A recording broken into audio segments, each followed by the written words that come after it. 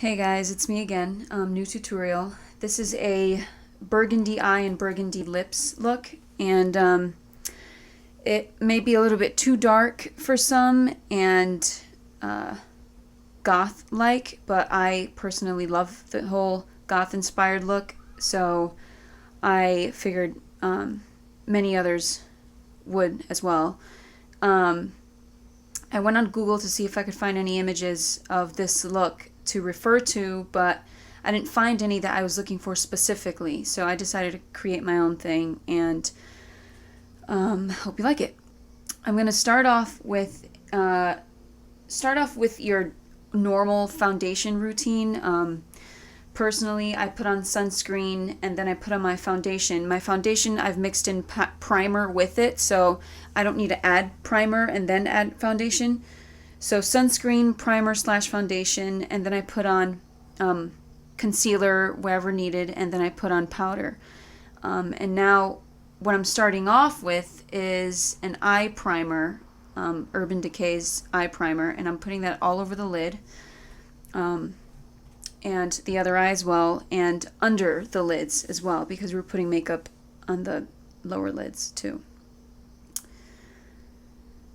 And then I'm going to take a eyeshadow brush and in an off-white sort of beige kind of natural tone, putting that all over the lid, all over the upper lid, not the bottom lid, on the crease, the brow bone, inner, outer, on both eyes.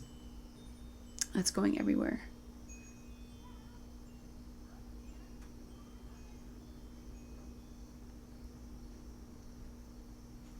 Take the same one, and I'm using Queen from the Alice in Wonderland palette by Urban Decay. I don't know the equivalent to that one. You can look it up if you just type in Alice in Wonderland Urban Decay equivalent on Google or something.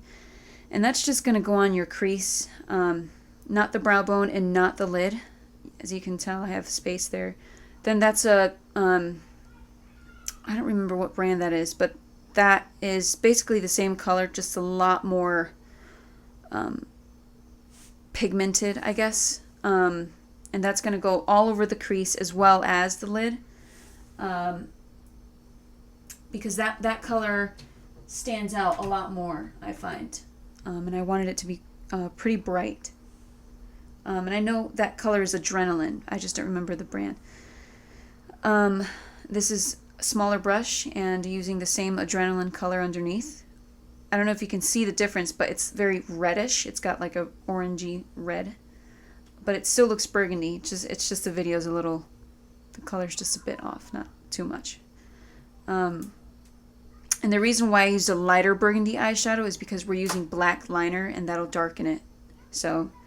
You don't want it to look super, super dark. There's a black eyeshadow going on the lower lid. And then I'm going to be blending that in with the same small brush that you saw earlier. And I'm also going to be doing it on the top lid. And the lines, when you draw it in, it doesn't have to be perfect. It doesn't have to be super straight or neat, as you can see. I had a horrible time doing that because I was being rushed. But, yeah, so it doesn't have to be neat, doesn't have to be perfect. It's going to be blended in anyway, as you can see. So make sure you do that to both eyes, bottom and lower. And then I'm taking the same Adrenaline color and putting that over the black liner because I found the black liner to be a bit too dark for me anyway. Facial powder to clear away any fallen powder eyeshadow. And now I just take a regular mascara and put it on, and I'm going to be doing 2 layers of this.